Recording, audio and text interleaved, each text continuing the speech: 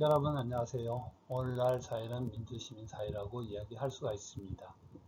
이러한 민주시민사회에 있어서 민주시민으로서의 의사표현 방법, 노하우는 뭐가 있을까요? 어때요? 여러분들은 여러분들이 하고 있는 의사표현 방법에 대해서 어떻게 생각을 하십니까?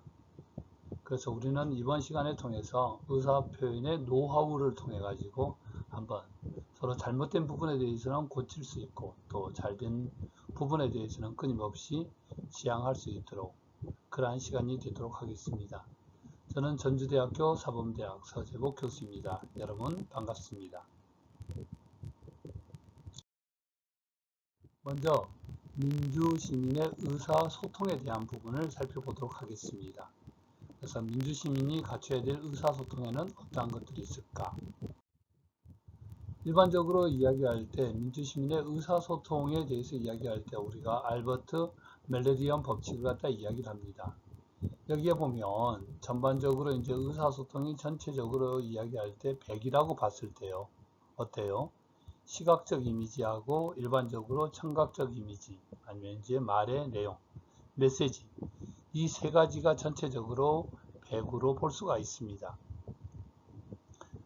많은 사람들은 이제 말의 내용, 메시지를 갖다 중요시 여기고 있는데요.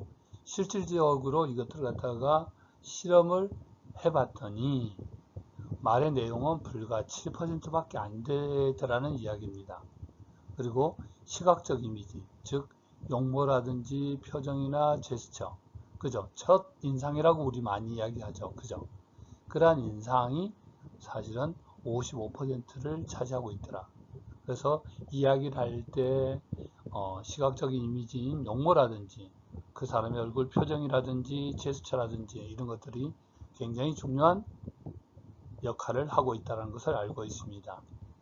두 번째 이제 청각적 이미지라고 하는 부분이 이제 목소리의 높이나 속도, 발음, 억양, 액센트 이런 것들이 여기에 해당되겠죠. 어때요? 많은 사람들은 있잖아요. 자기 목소리에 대해서 긍정적이지를 않아요. 왜 그러냐면 내가 이야기하는 소리하고 여러분들이 녹음을 했을 때 그 소리는 굉장히 다르거든요. 다를 수밖에 없어요. 근데 이러한 청각적 이미지가 38%라고 이야기합니다.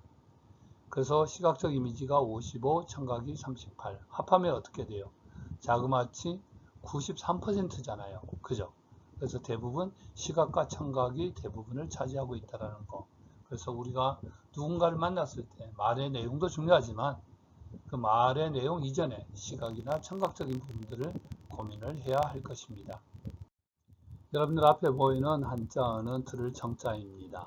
틀을 청자는 여러 가지 부수들이 모여가지고 하나의 글자가 된 거죠. 그래서 보면 빨간색으로 된 귀자, 임금왕, 열심, 그 다음에 이제 눈목, 하나일, 마음심 이러한 여러 가지들이 모여 있어요. 그래서 이 한자어만 보더라도 기와 눈과 마음을 모두 합하는 것들이 틀을 청자라고 이야기할 수도 있겠죠. 그래서 이 틀을 청자를 이제 영어로 풀이해가지고 하는 사람 중에서 어떻게 그럼 풀어야 될 것인가? 주로 이제 공감적 경청을 이야기할 수가 있는데 그걸 패밀리 법칙이라고도 이야기를 해요. 그래서 이 패밀리 법칙의 글자를 갖다 따서 보면 프렌들이요. 상대방에 대해서 굉장히 어때? 반감이 아니라 우호적인 감정을 갖는다라는 거. 두 번째, 어텐션요. 남이 말했을 때 굉장히 주목, 주의 집중을 해주는 거. 그 다음 미투 하죠. 맞장구를 쳐주는 거. 그죠? 중요하죠. 그래서 우리가 대화를 갖다 할 때 1, 2, 3 대화법이라는 말도 있거든요. 1은 내가 1분 동안 이야기하고 2는 2분 동안 들어주고 3은 3분간 남의 이야기에 대해서 고개를 끄덕여 준다라는 의미로 이야기합니다. 네 번째로 이제 타인의 이야기에 대해서 관심과 흥미를 나타내는 것. 그 다음에 L은 상대를 응시하는 것. 그리고 마지막 Y는 당신이 중심 인물이라고 느낌을 갖도록 하는 것. 그래서 우호적이고 또 주목해주고 맞장구와 흥미를 나타내주고 또 상대방을 응시해주고 중심 인물이다 라고 이야기하면 어때요? 사람들이 굉장히 긍정적으로 느끼게 되겠죠. 그래서 일반적으로 이런 말을 해요. 말을 배우는 데는 2년이 걸린대요. 그런데 말을 갖다 듣는 데는 60년이 걸린다라는 말이 있어요. 그래서 말을 배우는 것보다 중요한 게 뭐냐면 남의 이야기를 잘 들어주는 거, 공감적 경청, 그죠? 이러한 부분이 중요하다고 이야기할 수가 있습니다. 여기 나와 있는 분은요, 여러분들 알고 있나요? 테레사 수녀요. 마더 테레사입니다. 이 수녀님은 1910년에 태어났다가 1997년에 돌아가셨죠. 이분은 굉장히 중요한, 세계적으로 이제 뭐 간디나 마더 테레사, 만델라 이런 사람들은 이제 유명한 사람들이잖아요. 그래서 이분의 우화를 갖다 하나 이야기해 주면요, 이분이 미국 TV에 나간 적이 있었대요. 그때 이제 사회자가 물어봤어요. 수녀님은 기도를 하십니까? 네, 저는 기도를 합니다. 수녀님은 어떤 기도를 하십니까? 이렇게 물어봤어요. 어때요? 여러분들이 생각할 때 수녀님은 어떤 기도를 한다고 했을까요? 그랬더니 마더 테레사 수녀님이 저는 듣습니다 라고 이야기했대요. 그러니까 그러면 수녀님이 들을 때 하나님은 무엇을 하십니까? 그랬더니 하나님도 듣습니다 라는 이야기를 합니다. 우리가 이야기할 때 기도는 자기가 원하는 바를 갖다가 간절히 요청하는 것이라고 느낄 수도 있지만, 때때로 민주시민으로서 중요한 기도는 남의 이야기를 들어주는 기도, 이것이 진정한 기도가 아닐까라는 생각이 들어요. 그래요. 그죠? 그래서 우리가 남에게 이야기를 하는 것보다 중요한 것들은 남의 이야기를 잘 들어주는 거. 상담에서도 마찬가지잖아요. 그죠? 그래서 좋은 친구는 나의 이야기를 잘 들어주는 사람이 우리가 좋은 친구로 느낄 수가 있습니다. 일반적으로 이야기할 때 경청이라는 게 뭐냐라고 이야기를 합니다. 이 경청은 다른 사람의 말을 주의 깊게 듣고 또 앞서 이야기했듯이 공감하는 능력이라고 이야기할 수가 있죠. 그래서 이럴 때 뭐냐면 남의 이야기를 갖다가 그냥 단순히 잘 듣는 거, 이것들이 아니라 뭐예요? 잘 이해해 주는 것이 중요하다고 이야기할 수가 있습니다. 우리가 이해를 잘못하면 오해가 되죠. 그래서 경청을 할 때 올바른 자세는 무엇인가? 상대를 정면으로 마주 보는 거, 그 다음에 손이나 다리를 꼬지 않는 거, 상대방을 향해서 약간의 어떤 상체를 기울이며 다가가는 자세, 그리고 굉장히 우호적인 눈의 접촉을 통해서 어떤 자신의 관심을 나타내는 것 뿐만 아니라 편안한 자세를 취하는 것은 어떻게 보면 전문가다운 자신만만함이다 라고 이야기할 수가 있죠. 그래서 무엇보다 중요한 게 이제 상대방으로 하여금 경계심과 두려움을 완화하고 신뢰감을 갖다 증진하고 자기를 갖다가 오픈해 주는 거, 이러한 것들이 이제 우리가 경청의 올바른 자세라고 이야기할 수가 있죠. 이러한 경청 능력 개발 방법 중요하죠. 상대방에게 호감을 얻기 위해서 좋은 들어주는 사람이 되는 것은 굉장히 중요한 거잖아요. 그죠? 그래서 앞서 이야기했듯이 무엇보다 중요한 게 이제 주의를 기울여 주는 것이 중요하다. 이때 이제 바라는 거, 그 다음에 들어주는 거, 또 다른 사람이 이야기하는 거에 대해서 따라가는 거, 바라보기, 듣기, 따라가기, 이런 것들을 들 수가 있죠. 무엇보다 이제 상대방의 경험을 인정해주고, 그죠? 더 많은 정보를 요청한다든지, 그랬어? 그런데 어떻게 되었어? 이런 것들요. 또 어떤 경청에 대해서 정확성을 위해서 좀 요약할 필요도 있다라고 이야기합니다. 질문을 할 때는 좀 더 이제 개방적인 질문이 필요하다라고 이야기하죠. 그래서 왜라는 질문을 피하고 또 왜라는 말은 좀 상가하는 것들이 경청 능력 개발의 좋은 방법이라고 이야기할 수가 있겠습니다. 우리가 경청에 대해서는 역사적으로 많은 일들이 있습니다. 그죠? 그 중에서도 이제 중국 역사에 나타나는 황후와 관련된 경청에 대한 이야기를 한번 살펴보도록 하겠습니다.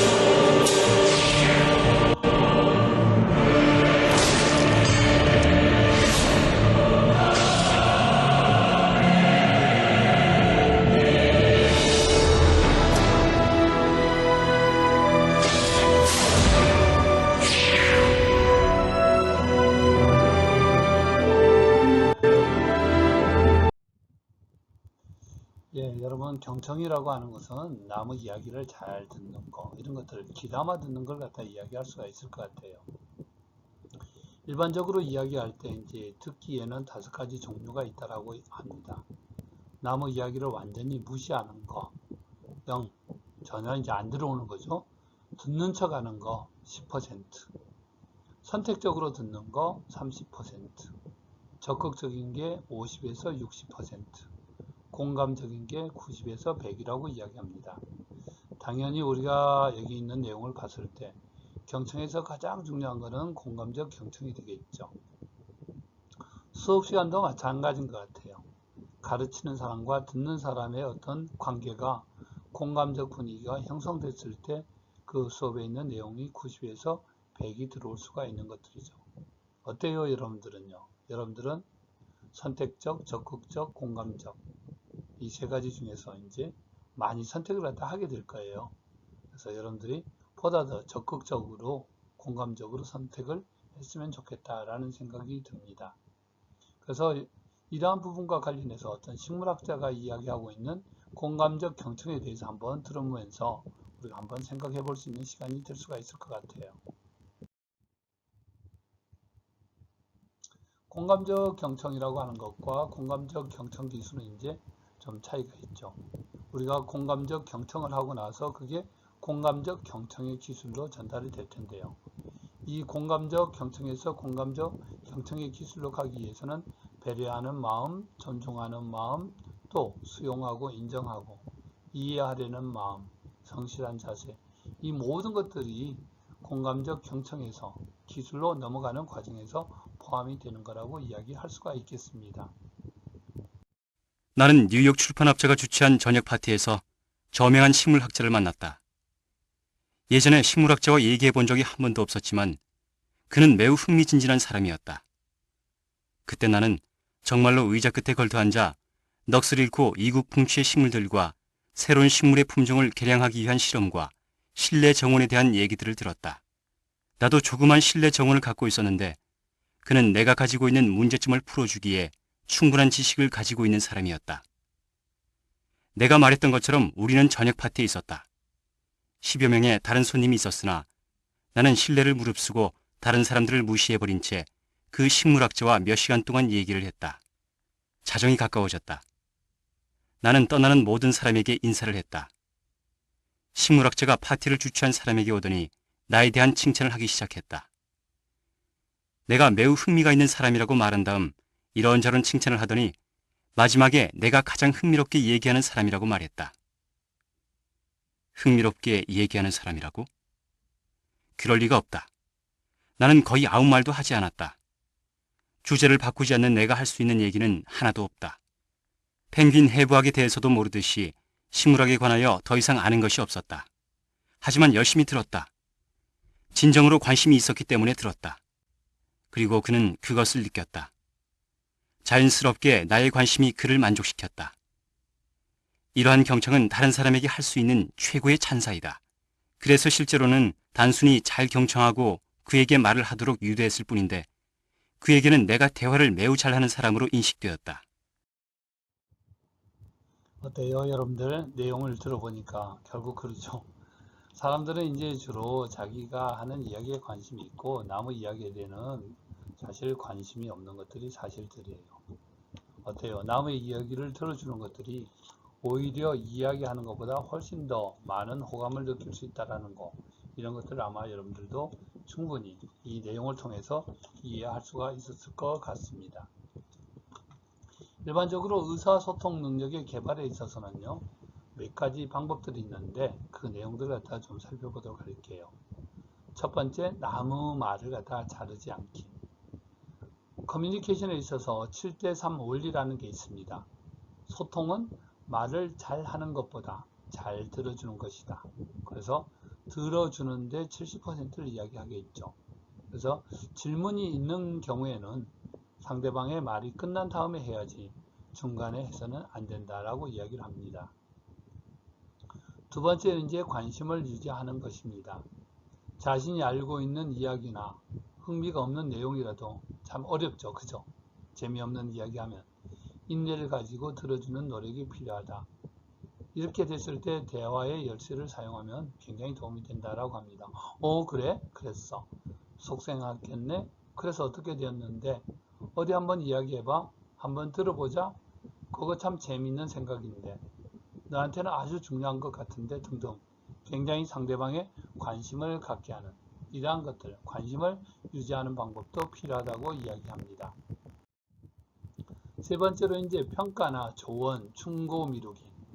상대방의 말을 듣고 있지만 머릿속으로 다른 생각을 갖다가 내가 할 이야기를 생각하고 있다든지 아니면 저 사람이 한 말에 대해서 허점이 무엇인지 찾으려고 하는 그런 경향들이 있죠. 이건 좀 문제가 있죠. 또한 상대방의 이야기를 끝까지 듣고 나서 판단하고 평가한 이후에 조언을 하거나 충고를 해도 되는데 그렇지 않고 중간에 끼어서 이야기한다. 이것들은 좀 어렵죠. 네 번째, 이제 표현하기 이런 부분을 들 수가 있습니다. 계속적으로 이야기하지만 적절한 반응을 보이는 것도 중요하죠. 눈을 마주 보거나 말로 반응을 보이거나 고개를 끄덕여서 상대방의 말을 적극적으로 듣고 있다는 것을 표현하는 방법이 중요하다고 이야기할 수가 있겠습니다. 그죠? 그래서 적절한 표현, 무조건 뭐 이야기를 들어주는 것도 있지만 표현해 주는 것도 필요하다라고 이야기할 수가 있죠.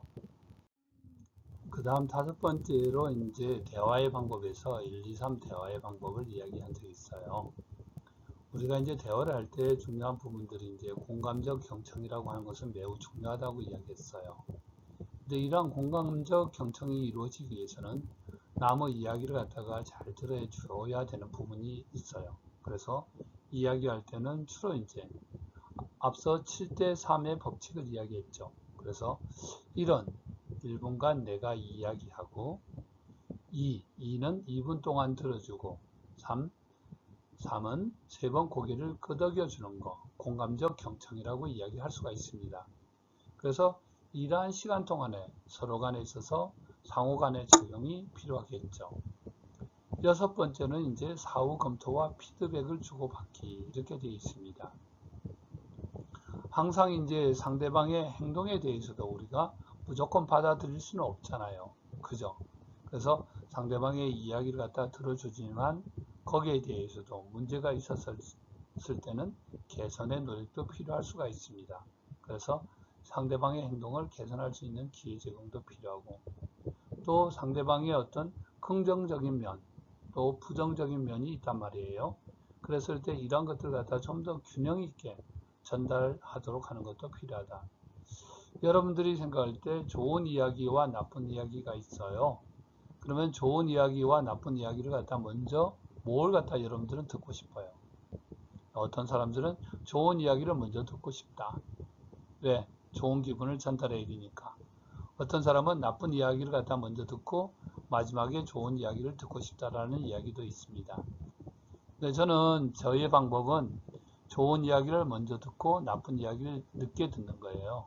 그래서 그걸 갖다가 하나의 어떤 법칙으로 저는 이야기를 했는데 좋은 이야기를 A라고 하고 나쁜 이야기를 B라고 이야기해요. 똑같이 이제 좋은 이야기는 A가 100이 되고 나쁜 이야기는 B가 100이 되는 거예요. 마이너스 100이 되는 거죠. 그래서 좋은 이야기를 먼저 들으면 100, 거기다가 나쁜 이야기는 좋은 이야기에 의해서 반감이 될 수가 있는 것 같아요. 그럼 그게 100에서 50으로 줄어들어요. 그러면 결국 남아있는 수는 플러스 50으로 남아있어요. 근데 나쁜 이야기를 먼저 들어요. 그럼 마이너스 100이죠. 나쁜 이야기를 들으면 그 다음 좋은 이야기가 반감이 돼요. 그럼 플러스 100이 되겠죠. 그래서 마이너스 100과 플러스 100을 합하면 어떻게 돼요? 마이너스 50으로 남아있는 그런 마음이 생겨요. 그래서 이제 저는 항상 좋은 이야기를 먼저 듣는 게 오히려 좋다라고 생각을 해요. 일곱 번째로 이제 언어의 단순화라는 이야기를 들 수가 있습니다. 언어라고 하는 것은 상대방의 입장과 수준을 고려해서 선택을 해야 돼요. 그래서 전문 용어는 어떤 그 언어를 갖다 사용하는 집단 구성원 사이에 있어서 사용될 때는 굉장히 도움이 돼요. 그래서 우리가 일반적으로 세미나 이렇게 이야기하면 전문가 집단들의 모임이거든요. 그래서 이러한 세미나에서는 좀 더 고급적인 언어를 쓸 수가 있지만 그 집단이 아닌 전문가가 아닌 경우에는 오해의 소지가 될 수가 있어요. 그죠? 그래서 우리는 언어를 갖다 쓸 때는 좀 더 어려운 언어보다는 쉬운 언어를 갖다 써주는 게 A라고 이야기할 수가 있죠. 근데 경우에 따라서는 많은 사람들이 이런 이야기해요. 쉽게 이야기해서. 이거는 결국 뭐예요? 어렵게 이야기했다라는 말이 되잖아요. 그래서 언어는 쉽게 이야기해 주는 것들이 중요하다라고 이야기할 수가 있죠. 여덟 번째로 이제 적극적인 경청을 들 수가 있습니다. 우리가 듣는 것은 수동적인 데 비해서 경청은 능동적인 의미를 갖다가 이야기할 수가 있어요. 그래서 단순히 듣는 것은 수동적이잖아요. 하지만 경청이라고 하는 것은 좀 더 적극적인 의미의 어떤 탐색이라고 이야기할 수가 있겠죠. 그래서 이러한 경청을 할 때는 정신력의 집중이 굉장히 필요하다고 말씀드릴 수가 있습니다. 그래서 무엇보다 중요한 게 상대방의 입장에서 생각하고 노력하면서 감정을 이입하는 것이 필요합니다. 그래서 단순히 그냥 고개를 끄덕끄덕 하는 게 아니라 앞서 이야기했듯이 많은 부분에 있어서 공감적으로 경청을 하는 이런 입장이 필요하죠. 아홉 번째는 이제 감정의 억제를 들 수가 있어요. 그래서 침착하게 마음을 비우도록 노력하고 자신이 어느 정도 평정을 갖다가 찾을 때까지 의사소통을 연기할 필요도 있다. 화가 확 나요. 어때요? 그 화가 확 났을 때 바로 풀게 되면 사실 그게 나중 후회로 남을 수가 있거든요. 그래서 이처럼 여러 가지 어떤 의사소통 방법을 통해서 이루어진다면 내가 하고자 하는 목적이나 또 상대방이 나에 대한 어떤 감정이나 이런 부분에 있어서 많은 도움이 될 거라고 봅니다. 이번 시간에 우리가 여러 가지를 이야기했어요. 그죠? 듣는 방법이라든지 아니면 보는 것들 이런 이야기했죠. 밀라비언 법칙에서도 그 이야기를 했어요. 그죠? 시각적으로 보는 게 55%, 청각은 어때요? 38%, 그 다음에 내용은 메시지는 7%에 해당된다라고 이야기했었어요. 그래서 이러한 법칙들을 갖다 항상 염두에 뒀으면 좋겠어요. 일반적으로 우리가 이야기할 때 이미지에서는 시각적 이미지가 중요하다고 이야기했죠. 그 다음에 두 번째 청각적 이미지도 중요하다. 그리고 말의 내용, 메시지도 7%라고 이야기했습니다. 경청이라고 하는 것은 남의 이야기를 들어주는 것이 아니라 남의 이야기에 대해서 공감을 하는 것을 갖다가 경청이라고 이야기하고 있죠. 그래서 경청을 할 때는 적극적인 경청이 필요하다고 이야기할 수가 있습니다.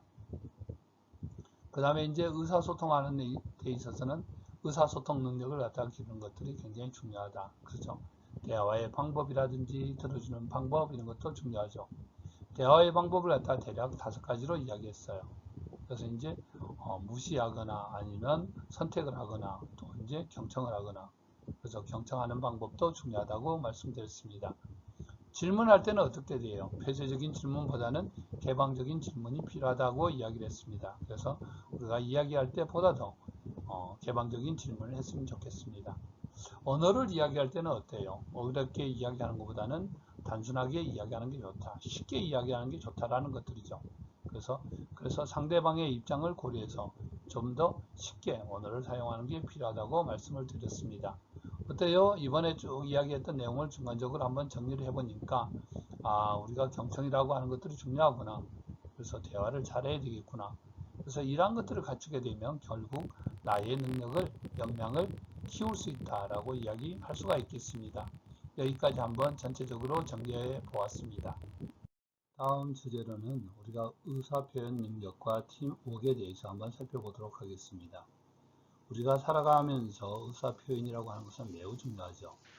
자신이 가지고 있는 생각을 다른 사람들에게 표현하는 방법, 여러 가지 이제 방법들이 있을 거예요. 그러한 방법에 대해서 한번 살펴보고요. 그 다음에 또 팀워크라고 하는 부분은 굉장히 중요하잖아요. 그죠? 오늘날 사회는 혼자서 살아갈 수 없는 사회예요. 그래서 협동하는 학습도 필요하고 더불어서 팀이 함께 할 수 있는 그런 활동들도 필요하다고 봅니다. 이러한 의사표현 능력과 팀워크에 대해서 구체적으로 살펴보도록 하겠습니다. 의사표현 능력과 관련해서 우리가 의사표현이라고 하는 것은 굉장히 중요하고 의사표현 능력에 따라서 본인의 역량이 굉장히 달라질 수가 있겠죠. 그래서 먼저 의사표현 능력의 개념과 중요성에 대해서 한번 살펴보도록 할게요. 여러분들이 생각할 때 의사표현이라고 하는 게 뭘까요? 이 의사표현 능력이라고 말하는 사람이 자신의 감정과 생각을 듣는 사람에게 음성 언어나 신체 언어로 표현하는 능력이다. 즉, 자기의 의사표현을 갖다가 어때요? 타인에게 음성이나 아니면 신체적인 언어라고 하는 부분으로 표현하는 능력이라고 할 수가 있습니다. 그래서 의사표현 능력은 의사소통에 굉장히 중요한 수단이죠. 특히 말하는 의도나 또는 목적을 가지고 그 목적을 달성하는데 효과가 있다고 생각하는 말하기를 의미하는 것이 의사표현력이라고 이야기할 수가 있습니다. 의사표현 능력의 중요성을 갖다가 앞서 이야기를 했지만요. 여러 사람들 앞에서 개인의 능력을 공정하게 평가하려는 노력이 이루어지고 있죠. 그래서 이러한 상황 속에서 말하기의 비중이 점차적으로 높아지고 있습니다. 그래서 의사표현력이 좋은 경우에는 정보 전달이 효과적으로 이루어지고 또 말하는 사람들에 대한 어때요? 신뢰도도 높아지게 되죠. 그래서 이제 그 사람은 어떻게 보면 능력 있는 사람으로 평가를 갖다 받게 되는 겁니다. 그렇다고 한다면 의사소통 모델이라고 하는 부분은 어떻게 되냐면요. 결국은 이제 송신자와 수신자의 관계에 있어서 그 하나의 어떤 절차적인 관계들이 있을 거 아니에요. 그죠? 그래서 이제 메시지의 보호와 그 다음에 이제 경로, 언어나 비언어, 직접이나 간접적인 경로, 그 다음에 이제 해독, 메시지에 대한 해독이 수신자한테 정확하게 전달이 돼야 되겠죠. 그래서 송신자가 이야기하는 게 수신자한테 거리낌이 없이 가야 되는데 중간에 이제 소음, 노이즈를 통해 가지고 전달이 안 되는 경우도 있죠. 그래서 이런 경우에는 뭐냐면 적절한 피드백이 일어났을 때 훨씬 더 유용하다라고 이야기할 수가 있는 것들이죠. 그래서 여기 나와 있는 이 모형을 갖다가 샤론의 모형을 잘 봐주시기 바랍니다. 의사소통 모델에 있어서 의사소통의 장애 요인들이 있어요. 앞서 이야기를 했지만 의사소통의 장애 요인은 크게 이제 두 가지로 이야기할 수가 있어요. 인지 심리적 잡음, 두 번째 물리적 잡음을 들 수가 있어요. 그래서 인지 심리적 잡음에 해당되는 것은 왜곡. 그래서 어떻게 보면 경험이나 동기에 근거하여 메시지를 판단하는 경우, 그죠? 자기 어떤 경험이나 동기에 따라서 메시지를 마음대로 판단하는 경우가 되겠죠. 불신, 편견에 의한 경우, 무관심에 의해서 메시지 포착이 어려운 경우, 평가나 조언 성향, 이때 이제 경청의 어려움을 들 수가 있습니다. 감정의 상태, 어떻게 보면 합리적 이성 판단이 어려운 경우를 들 수가 있죠. 물리적 잡음이라고 한다면요, 정보 격차를 들 수가 있어요. 새로운 정보 기술 접근 가능한 자인 경우에는 유리하지만 그렇지 않았을 때는 어렵겠죠. 또 경우에 따라서는 생략과 누락을 들 수가 있어요. 전달자의 능력이나 지식, 매체의 불안정성 때문에 생략, 누락되는 경우가 있습니다.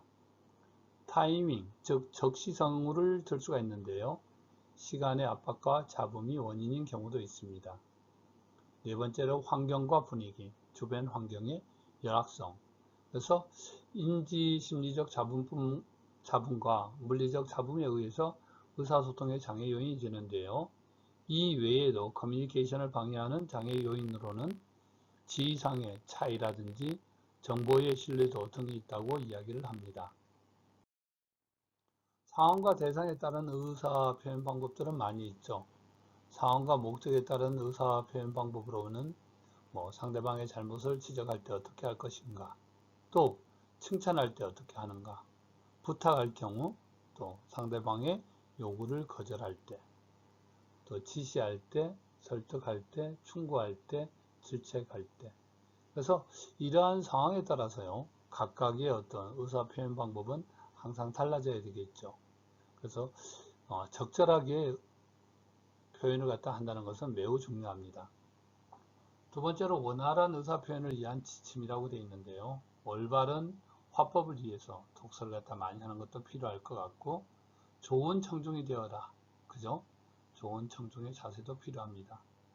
또 상대방에게 좀 공감을 하는 것들, 그리고 겸손하는 것들, 이런 것들도 원활한 의사표현에서 중요한 지침이 될 수가 있습니다. 그 다음에 이제 설득화법이라고 되어 있죠. 설득이라고 하는 것은 굉장히 중요한 화술인데요. 설득이라고 하는 것은 뭘 의미합니까? 설득이라고 하는 것은 사람과 사람 사이에 상호작용을 통하여 다른 사람의 태도나 행동을 변화시키는 과정을 설득이라고 이야기할 수가 있습니다. 그래서 설득이란 인간의 행동을 결정하는 데 영향을 주는 여러 가지 요소들을 동원해 가지고 상대방으로 하여금 이해하고 공감할 수 있는 태도가 되도록 만들어서 궁극적으로는 어떻게 해야 돼요? 사고나 행동을 변화하고 또 사고나 행동의 변화를 일으키는 언어적 수단이 설득이라고 이야기를 할 수가 있습니다. 그래서 이 설득이라고 하는 것은 굉장히 이제 중요한 부분이죠. 그래서 이러한 설득의 효과를 보자면요. 상대가 좀 더 긍정적으로 하는 시도라든지 상대로 하여금 행동하게 만드는 일. 그죠? 설득을 하게 되면 인식하고 행동하겠죠. 또 상대에게 자발적 의사를 유발하도록 하는 것. 또 단순한 동의가 아니라 상대의 어떤 동기를 자극시켜 가지고 행동으로 하는 것들이죠. 이런 것들을 통해서 무리 없이 상대방이 자기가 생각하는 방향으로 행하게 하는 의식적인 노력, 이러한 것들이 이제 설득의 효과라고 이야기할 수가 있겠죠. 그래서 결국은 설득이라고 하고 있는 것은 뭐냐면 내가 가지고 있는 생각을 다른 사람이 받아들여서 결국 행동으로 가는 과정이라고 이야기할 수도 있겠네요.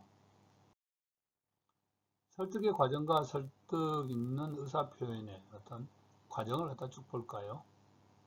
설득의 과정이라고 한다면 제일 먼저 주의 단계. 그래서 상대방의 귀를 기울이게 하는 단계가 주의. 그 다음에 이해. 상대방이 이해하고 수긍하는 단계. 이해. 납득. 상대방이 수긍하고 또 판단을 내리게 하는 단계. 결정 단계. 이게 뭐예요? 상대방이 받아들일지 무시할지 의사결정을 하는 단계라고 이야기를 합니다. 그리고 실행 단계가 있네요. 상대방이 태도를 정하고 행동으로 옮기는 단계. 즉, 설득의 과정에서는 뭐냐면 상대방의 귀를 기울이게 하고 또 이해하고 수긍하게 하고 또 이것을 바탕으로 하고 판단을 내리게 하고 또 이 판단에 따라서 무시할지 의사결정을 할지를 하고 그리고 나서 최종적으로는 행동으로 옮기는 겁니다. 결국은 이 설득 과정은 내가 가지고 있는 생각을 상대방이 실행에 옮길 때까지의 어떤 일련의 과정이 설득의 과정이라고 이야기할 수가 있겠지요. 그렇다고 한다면 설득 화술의 팁을 갖다 한번 보도록 할게요. 이럴 경우에 이제 본론전의 가벼운 대화로 예스를 유도하며 미리 설득 분위기를 조성해야 된다. 그죠? 두 번째, 침묵을 지키는 사람을 대화에 참여하게 하라. 그래서 침묵에 있는 사람들을 갖다가 참석을 하면 아무래도 유리하겠죠. 또 세 번째, 상대방과 공감대를 형성하라. 네 번째, 일방적으로 설득당하는 느낌이 들지 않도록 상대방의 자발적인 의지를 자극하라. 자발적 의지. 그리고 권위 있는 사람의 말이나 작품을 인용해라. 아무래도 그렇잖아요. 그죠? 객관적인 명분을 제시해라. 정당성이 되겠죠. 그래서 대부분의 사람들과 같은 행동을 하고 싶은 동조 심리를 이용해. 왜? 다른 사람들도 이렇게 하더라. 너만 특별한 게 아니다. 그래서 예스를 유도하고 참여하게 하고 공감대를 형성하게 하고 자발적인 의지를 자극하고 또 권위 있는 사람의 말이나 작품을 인용하게 하고 객관적이고 또 심리를 이용하는 이러한 것들이 설득 있는 의사표현을 위한 팁이라고 이야기할 수가 있겠습니다. 두 번째 파트에서 했던 내용들을 갖다 한번 좀 정리를 해보도록 할까요? 우리가 했던 내용들이 주로 이제 의사표현 능력에 대해서 이야기했고 의사소통 모델 등에 대해서 이야기했어요. 의사표현 능력이라고 하는 부분들은 내가 가지고 있는 생각을 갖다가 잘 표현해 가지고 받아들인 사람하고 그 관계가 잘 이루어지고 그것들이 이제 행동으로 나타날 수 있도록 하는 것을 이야기할 수가 있습니다. 두 번째로 이제 의사소통 모델에 대해서 이야기를 했죠. 그죠? 기억이 나십니까? 샤론이 이야기했던 의사소통 모델에 의하면 송신자에서 수신자까지 가는 관계에 있어서 부호와 경로, 해독의 과정을 거쳐서 메시지가 전달되는 것을 이야기합니다. 그렇죠. 그래서 메시지가 언어나 비언어, 직접 또는 간접적인 경로를 거쳐서 해독되고 수신자에게 받아들여지는 그러한 부호와 경로, 해독의 과정을 거치게 되죠. 이 과정에서 이제 나타나는 것들은 뭐가 있어요? 잡음이라고 이야기할 수가 있죠. 그죠? 잡음에는 이제 크게 두 가지라 이야기를 할 수가 있는데 인지 심리적 잡음하고 물리적 잡음이 있다고 이야기를 했었지요. 그죠? 인지 심리적 잡음에는 왜곡이라든지 불신이라든지 무관심, 평가나 조언, 그 다음에 감정 상태 이러한 것들이 이제 인지 심리적 잡음이라고 이야기를 했습니다. 그 다음에 또 물리적 잡음이 있다고 이야기했어요. 물리적 잡음에는 정보 격차에 따른 물리적 잡음이라든지 생략이라든지 아니면 누락됐을 때 나타나는 경우, 또 타이밍이 맞느냐 안 맞느냐에 따라서 이제 타이밍에 따라서 물리적 잡음이 생길 수도 있습니다. 그리고 또 하나가 이제 환경이나 이제 분위기 이런 것들도 굉장히 중요하죠. 그래서 좋은 환경과 좋은 분위기에 있어서는 이러한 메시지가 잘 전달이 될 수가 있습니다. 세 번째로 이제 7대3 원리 또는 1, 2, 3 법칙에 대해서 이야기를 한 적이 있죠. 우리가 대화를 나눌 때는 7대3의 원리가 중요하다. 7은 70%는 들어주고 3은 30%만 이야기한다라고 했습니다. 그래서 내용 중에는 1, 2, 3 대화법이라고 해서 1분간 이야기하고 2분 동안 들어주고 3번 고개를 끄덕여 준다라고 말씀을 드렸죠. 우리가 설득을 하는 기술은 여러 가지가 있다라고 이야기를 했습니다. 그래서 결국 설득이라고 하는 것은 나쁜 것을 이야기하는 게 아니라 옳고 타당한 것을, 그러한 나의 생각을 상대방에게 전달해 주는 것이 이제 설득의 기술이라고 이야기할 수가 있죠. 우리가 말을 갖다가 배우는 데는 2년 걸리고 또 말을 듣는 데는 제가 60년이 걸린다라는 이야기를 한 적이 있어요. 경청은 대화의 방법에서 매우 중요한 내용이죠. 그래서 적극적으로 다른 사람 이야기를 갖다가 들어주는 거, 고개를 끄덕여주고 박수를 쳐주고 그 다음에 굉장히 흥미가 있다, 관심이 있다, 이러한 부분을 나타내는 것들이 이제 경청에 해당되는 거라고 이야기할 수가 있습니다. 설득 화법에 대해서도 이제 여러 가지를 이야기했어요. 설득 화법과 화술 이런 것들도 이야기를 했었고, 그 다음에 이제 왜곡이라고 하는 부분은 이제 인지 심리적 잡음에 대해서도 이야기를 했습니다.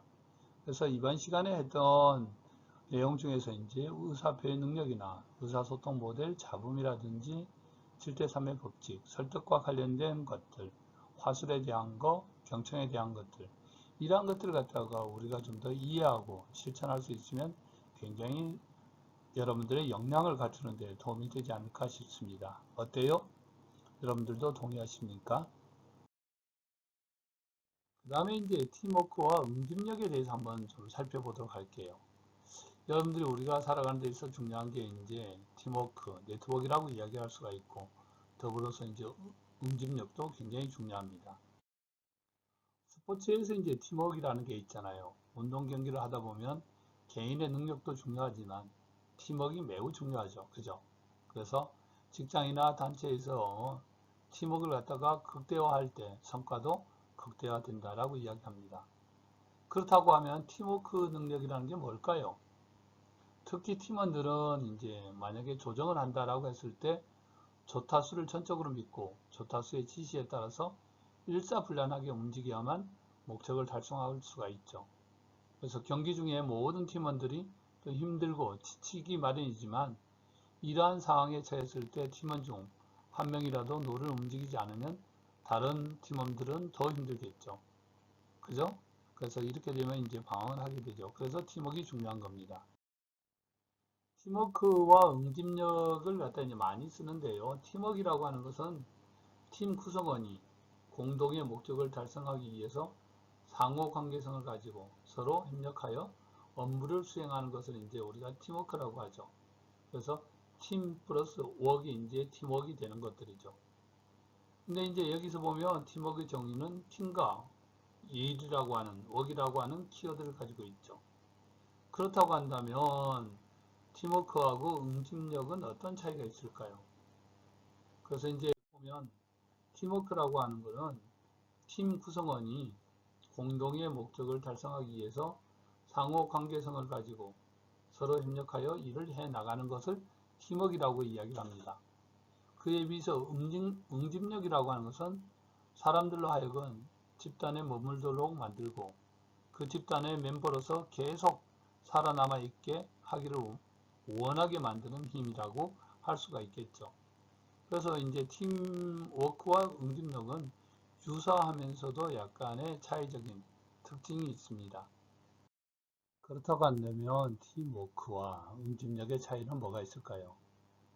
어떻게 보면 팀의 성과의 유무를 갖다 이야기할 수가 있을 것 같아요. 그래서 팀의 성과는 내지 못하지만 굉장히 분위기가 좋고 이런 것들은 이제 응집력이 좋다라고 이야기할 수가 있습니다. 그런데 비해서 이제 어떤 목표 달성의 의지를 가지고 성과를 갖다가 내는 것 이런 것들이 이제 팀워크라고 이야기할 수 있겠죠. 그래서 팀워크가 좋다라는 것은 팀 플러스 워크라고 이야기했잖아요. 팀이 업무를 갖다 수행하는 데 있어서 성과 정도를 갖다 이야기할 수가 있겠다라고 말씀드릴 수 있습니다. 그래서 팀워크와 응집력 관련해 가지고 이제 그러면 팀워크를 높이기 위해서 중요한 것들은 이제 몇 가지 이야기가 되어 있습니다. 그래서 팀원 간의 공동의 목표 의식과 강한 도전 의식을 가질 때, 그죠? 공동의 목표와 도전 의식. 두 번째 이제 팀원 간에 있어서 서로 간의 어떤 신뢰와 존중도 중요하겠죠. 그래서 팀원 간의 상호 신뢰와 존중이 필요하다. 세 번째, 서로 협력하면서 각자의 역할과 책임이 수행되어야 됩니다. 그래서 역할과 책임을 하면서 서로 간의 어떤 협력과 역할 수행이 필요하다. 네 번째로 이제 솔직한 대화로 상호 간의 이해가 전제가 되어야 된다. 구성원 간에 있어서 대화와 이해를 통해서 문제가 해결되어야 되겠죠. 다섯 번째로 강한 자신감으로 상대방의 사기를 드높인다. 자신뿐만 아니라 다른 사람을 배려하고 팀의 어떤 능력, 역량을 강화시키는 것이 중요하다고 말씀드릴 수가 있습니다. 동료 피드백 장려하기라는 부분을 갖다 보면요. 어떻게 하면 동료들의 피드백을 장려할 것인가. 1단계에서는 이제 명확하고 간명한 목표와 우선순위를 설정하라. 그래서 이제 우선순위를 설정하는 데 있어서 명확하고 간명할 필요가 있다. 두 번째, 행동과 수행을 관찰하라. 세 번째, 피드백을 할 경우에는 즉각적인 피드백을 제공하라. 네 번째로는 이제 뛰어난 수행 성과에 대해서 항상 인정해줘라. 그래서 동료 피드백을 위해서는 목표 순위를 정하고 행동과 수행을 관찰하고 피드백 제공하고 그리고 나서 성과에 대해서는 충분히 인정하는 것들이 필요하다고 이야기할 수가 있습니다. 그 다음에 이제 동료 간에 있어서 갈등의 문제가 있었을 때 어떻게 해결할 것인가. 내가 보기에 이제 상대방이 꼭 해야 되는 행동인가, 또 상대방이 보기에 내가 꼭 해야 하는 행동인가, 이런 부분을 볼 수가 있죠. 또 내가 보기에 내가 꼭 해야 하는 행동인가, 상대방이 보기에 스스로 꼭 해야 하는 행동인가. 그래서 이 행동에 대한 것들을 갖다 좀 파악을 해야 될 것 같아요. 그래서 그 행동의 필요성이 명확한지 안 한지 이런 것들도 구분을 갖다 하면서 갈등을 갖다 해결할 필요가 있습니다. 세 번째로 이제 창조력을 조성하는 이 창조력 조성을 통해서 협력하기를 들 수가 있는데요. 팀원들의 말에 흥미를 가지고 좀 대해야 된다. 다른 사람이 이야기할 때 좀 관심을 갖다 보여줘라. 그 다음에 이제 만약에 다른 사람이 이야기할 때 상식선에서 벗어났단 말이에요. 그래서 상식선에서 벗어난 아이디어에 대해서 그렇다고 해서 너무 비판해서는 안 된다. 그 다음에 이제 모든 생각들을 좋고 나쁘고 떠나서 생각들을 갖다 기록하는 것들이 필요합니다. 그리고 네 번째로 아이디어를 갖다 개발하기 위해서 팀원들을 갖다가 좀 더 고무시켜라. 그죠? 높여줘라. 그래서 뭔가 하고 싶은 의욕들이 이제 높아졌을 때 창조력도 나타나잖아요. 또 많은 양의 아이디어가 필요하죠. 아이디어가 많으면 그 아이디어를 갖다가 선정할 수가 있으니까요. 또 때때로는 이제 침묵도 언어다라는 말을 하거든요. 그래서 침묵을 지키는 것을 갖다 또 존중을 해줘라. 말을 안 한다고 비난하지 말고 그 또한 존중을 해줘라. 또 경우에 따라서는 관점의 변화도 필요할 것 같아요. 다른 관점에서도 한번 살펴볼 필요도 있을 것 같습니다. 여덟 번째로 이제 일상적인 일에서 벗어나서 봐라. 너무나 이제 타성에 젖을 경우도 있기 때문에요. 약간의 이제 벗어난 시각에서 바라볼 수도 있을 거라고 봅니다. 네 번째로 이제 참여적으로 의사결정하는 거. 의사결정을 갖다 내릴 수 있다는 것은 이제 어떻게 보면 인파워먼트, 어떤 권한 부여라고 이야기하는데요. 인파워먼트를 발휘하는 것을 의미한다고 이야기할 수가 있습니다. 그래서 의사결정의 질에 있어서 양질의 의사결정은 어떻게 보면 올바른 추론에 의해서 뒷받침되는 논리적 결정이라고 할 수가 있습니다. 그래서 좋은 의사결정을 내리기 위해서는 몇 가지 질문을 고려해야 되는데요.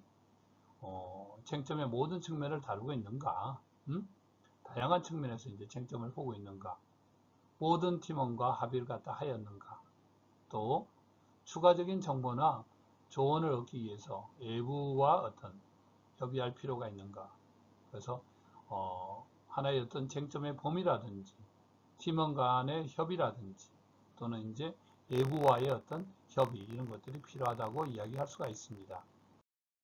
이번에 했던 내용들을 한번 정리를 해보도록 할게요. 우리가 했던 내용들은 이제 팀워크와 응집력에 대해서 이야기를 했고 네트워크에 대해서도 이야기를 했었어요. 그죠? 팀워크라고 하는 게 무엇이라고 이야기했죠? 팀과 워크가 합성어된 말이 팀워크라고 했습니다. 그래서 팀워크라고 하는 것은 팀 구성원이 공동의 어떤 목적을 달성하기 위해서 또 서로 간의 관계를 가지고 협력해서 일을 해 나가는 것, 이런 것들을 이야기합니다. 즉 공동의 목적이 있고요. 그러한 공동의 목적을 달성하기 위해서 협력하는 것, 이러한 것들이 이제 팀워크라고 할 수가 있죠. 그에 비해서 이제 응집력이라고 하는 것은 어떤 사람들이 어떤 집단에 머물도록 만들고요. 또 계속적으로 그 멤버로 있기를 원하는 것, 이러한 것들이 될 수가 있을 것 같아요. 그래서 보면 이제 우리가 스포츠를 갖다 할 경우에 이제 스포츠 클럽이라든지 이런 경우들은 이제 사실은 응집력이 굉장히 강하죠.